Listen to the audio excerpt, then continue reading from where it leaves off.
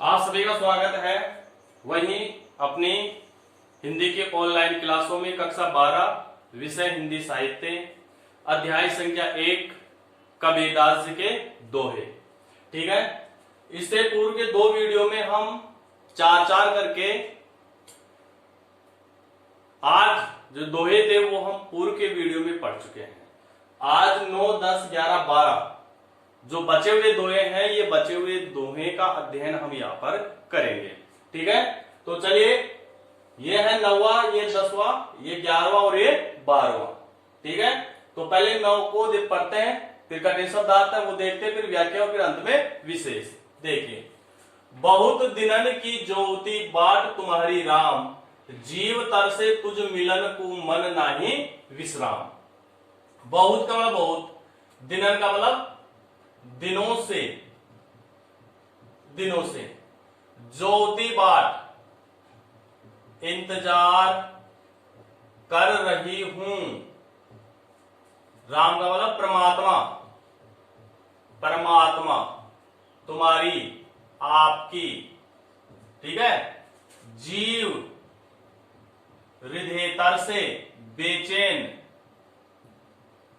मिलन को, मिलने के लिए, मिलन को, मन हृदय नहीं विश्राम, आराम, सुख। ठीक है, इस प्रकार से इसके कठिन शब्दार्थ हमने देख लिए। अब यहाँ पर जो कबीरदास जी हैं, वो कबीरदास जी जो अपनी आत्मा है ना, उस आत्मा को उसने क्या माना था? विरहणी माना है। क्या माना है? विरहणी। ठीक है, विरहणी। ठीक, आत्मा और परमात्मा दोनों का इसमें रूप बताया है। परमात्मा को उसने अपना प्रियतम माना है कबीरदास जी ने, और अपनी आत्मा को उसने विरहणी का कहा है, जो भगवान से मिलने के लिए दिन रात क्या करती रहती है? तरसती रहती है। ये बात बताई है। तो देखिए, बहुत दिनन की ज्योति बात, प्रस्तुत पद में कबीरदास जी वर्णन करते हुए कहते हैं कि हे परमात्मा, मेरे हृदय में निवास करने वाली जो आत्मा है, यह आत्मा एक तरह से विरहणी है। यह आपके दुख में, आपके वियोग में दुखी होती है, और यह इंतजार करती है कि कब परमात्मा मुझे दर्शन देंगे और कब इस आत्मा का परमात्मा से मिलन होगा। तो यह मेरे हृदय में निवास करने वाली आत्मा है। यह आत्मा हे परमात्मा, हे ईश्वर, आपकी बहुत दिनों से प्रतीक्षा कर रही थी, आपका इंतजार कर रही है। बाट तुम्हारी राम, लेकिन हे परमात्मा, आपने अभी तक दर्शन नहीं दिए हैं। यानी बहुत दिनों से यह आत्मा है, ये विरहणी बहुत दिनों से हे परमात्मा तुम्हारा इंतजार कर रही थी, तुम्हारी प्रतीक्षा कर रही थी। जीव तरसे तुझ मिलन को, मेरा मन है, मेरा हृदय है, यह हृदय है आपसे मिलने के लिए बार बार बेचैन होता है। यानी कैसे भी करके मैं परमात्मा से मिलूं, यह मेरा जो जीव है, हृदय है, यह है आपसे मिलने के लिए बार बार बेचैन होता है। मन नाही विश्राम, और इस प्रकार से दिन रात लगातार आपके विरह में रहने के कारण इस हृदय को एक पल के लिए भी सुख या आराम नहीं मिलता है। यह दिन रात आपकी ही प्रतीक्षा में इंतजार करती रहती है। इसलिए मेरा हृदय है, यह हृदय आपकी ओर टकटकी लगाकर आपकी प्रतीक्षा करता रहता है। यानी कहने का तात्पर्य यह है कि कबीरदास अपनी आत्मा को परमात्मा को सौंपना चाहते हैं कि आपने अभी तक मुझे दर्शन नहीं दिए, तो मेरी आत्मा है आपके दर्शनों के बिना बहुत व्याकुल हो रही है। ठीक है, समझ में आ गया। अब है इसका विशेष देख लेते हैं, क्या है? भाषा वही कौन सी हो जाएगी? सदु कड़ी या पंचमेल खिचड़ी। ठीक है भाई, पंचमेल खिचड़ी। तत्सम, तद्भव शब्द, तद्भव शब्द, अनुप्रास अलंकार, दोहा छंद, भक्ति रस, प्रसाद गुण, ठीक है। और इसमें कुछ नहीं है, बस अनुप्रास अलंकार है। ठीक है, ये ऐसे कैसे हो जाएगा, दोहा इसमें छंद है। ठीक है, अब एक और लिख लेना, उपदेशात्मक शैली। उपदेशात्मक शैली, उपदेश दे रहा है। ठीक है, अब देखिए 7वां, मुर्सी संग न कीजे लोहा जल न तिराई, कदली सीप भुवंग मुख एक बूंद तिहु भाई। देखिए मुर्सी का अर्थ होता है मूर्ख या अज्ञानी, संग का अर्थ होता है साथ, न यानी नहीं, लोहा का लोहा, जल तिराई, न का मतलब नहीं, तिराई मीन्स तैरता है, तैरता है। कदली का अर्थ होता है केला, मोती में सीप होता है, भुवंग का अर्थ होता है सांप।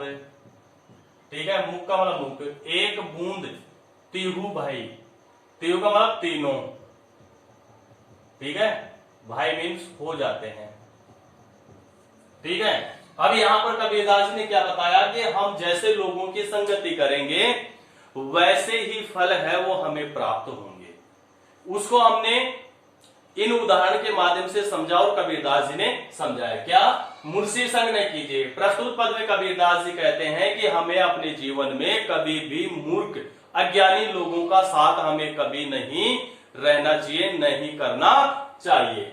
लोहा जल न तिराई, जिस प्रकार से हम इस संसार में देखते हैं कि लोहा है, वह लोहा कभी भी जल में नहीं तैरता है, वह जल में क्या हो जाता है, डूब जाता है। तो लोहा यहां पर क्या है, मूर्ख है।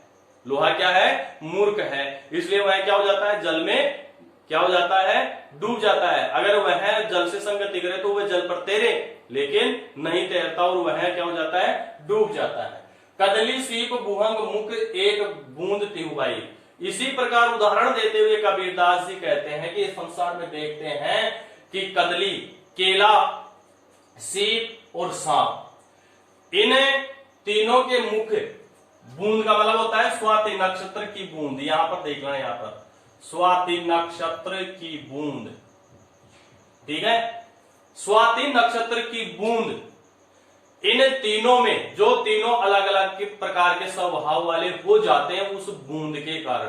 बूंद एक होती है, लेकिन उस बूंद को धारण करने वाले व्यक्ति जब अपने मुंह में धारण करते हैं तो तीनों का व्यवहार अलग अलग हो जाता है। बूंद की संगति से क्या होता है, जिस प्रकार से स्वाति नक्षत्र की बूंद है, वह बूंद जब केले पर गिरती है, किस पर, केले पर, कदली यानी केला होता है।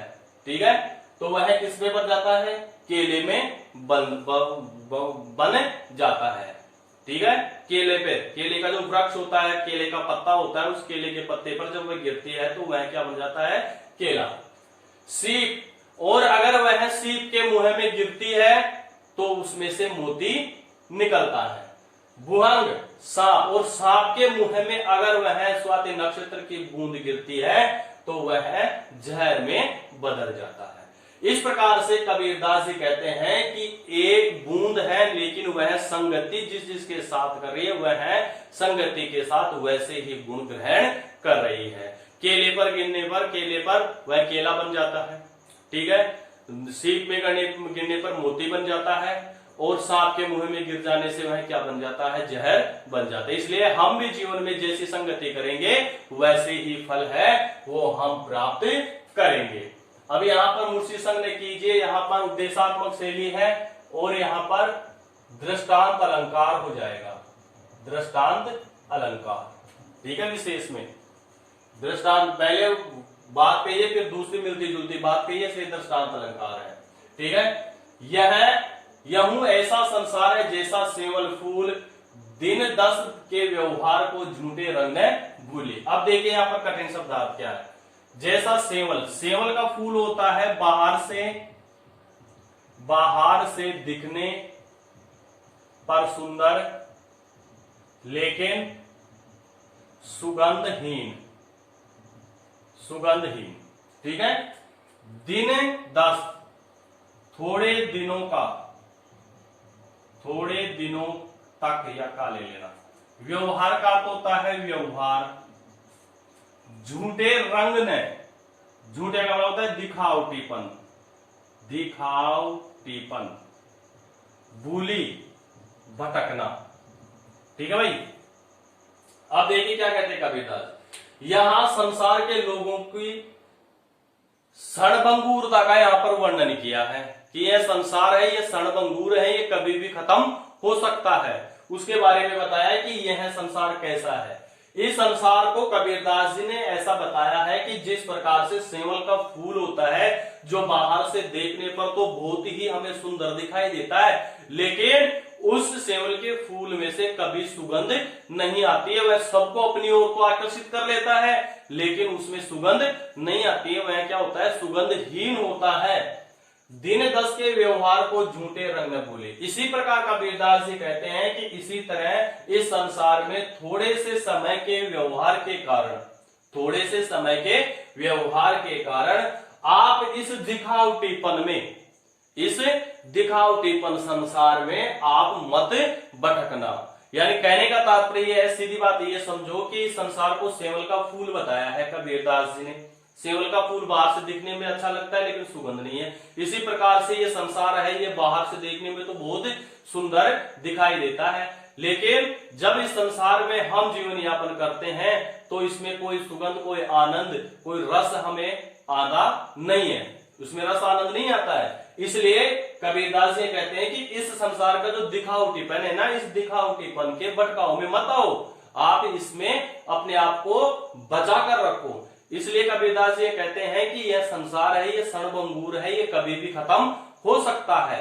ठीक है, इसलिए इस संसार के झूठे जो भटकाव है, झूठी आकर्षण के केंद्र है, उनसे हमें बचना चाहिए। ठीक है, इस प्रकार से इसमें हो जाएगा, कौन सा अलंकार बढ़ जाएगा इसमें, उपमा अलंकार, इसको काट देना। ठीक है, और 8वें में इसमें क्या बढ़ जाएगा, सिर्फ उपमा अलंकार बन जाएगा, और बाकी ऐसे कैसे रहेंगे। अब देखिए 12वां, मासी। मासी का अर्थ होता है यहां पर मक्खी। गुड़ में गड़ी रही, चिपक रही, चिपकी रही। पंस, पंस का अर्थ होता है पंख। रही लपटाई, लिपट गए, लिपट गए।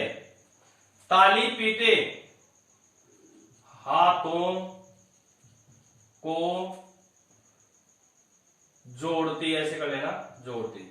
सिरी धुने, सिर को पीटना।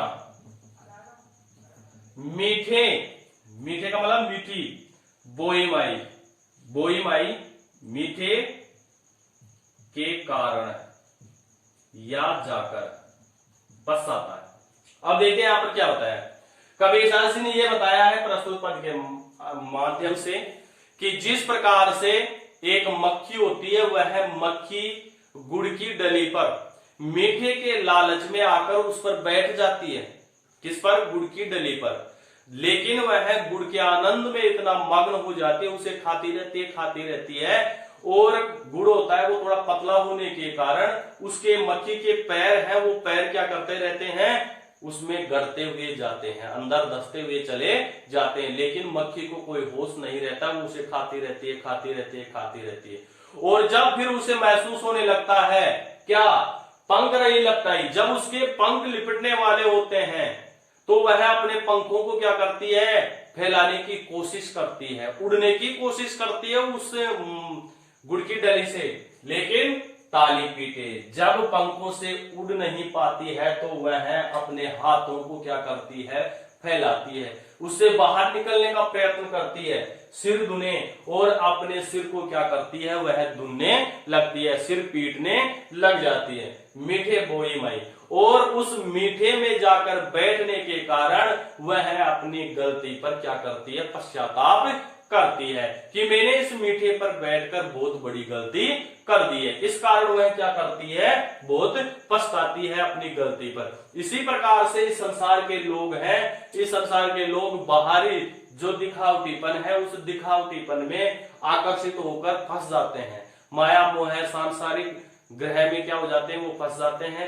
जैसे जैसे वह फंस जाते हैं, फिर वह इस संसार में वापस निकलकर नहीं आते हैं, उनकी मुक्ति का कोई मार्ग नहीं होता है। जिस प्रकार से मक्खी होती है गुड़ की डली में, लालच में आकर उस पर अपना जीवन न्यौछावर कर देती है, उस गुड़ की डली में ही चिपक जाती है। ऐसे ही संसार के लोग भी संसार में मर जाते हैं, वह कोई अलग काम करके नहीं जाते हैं। ठीक है। इस प्रकार से इसमें कौन सा अलंकार बन जाएगा, इसमें बन जाएगा सिर्फ अन्योक्ति अलंकार। कौन सा बन जाएगा, अन्योक्ति अलंकार। ठीक है, इस प्रकार से इसको हमने पूरे पत्ते आज 12 धोए थे, वो 12 धोए हमने यहाँ पर देख लिए। अगर भाइयों आप चैनल पे नए हैं तो आपने इस चैनल को, ये मेरा चैनल नहीं है, ये आपका अपना चैनल है। ठीक है, मैं दुख सुख पाके कैसे भी करके मैं आप तक ये वीडियो पहुंचाता हूं। ठीक है, तो चैनल को सब्सक्राइब कर लीजिए, बेल आइकन को आप प्रेस कर दीजिए और लाइक जरूर करें और अंत में कमेंट करके मुझे जरूर बताएं कि आपको यह वीडियो कैसा लगा। ठीक है भाइयों, कबीर के जो बचे हुए पद हैं और वह नेक्स्ट वीडियो में हम आपसे मुलाकात करेंगे। तब तक के लिए इस वीडियो को देखिए, आनंद लीजिए और फिर नेक्स्ट वीडियो में हम मिलते हैं। आज के लिए बस इतना ही। सभी भाइयों को धन्यवाद।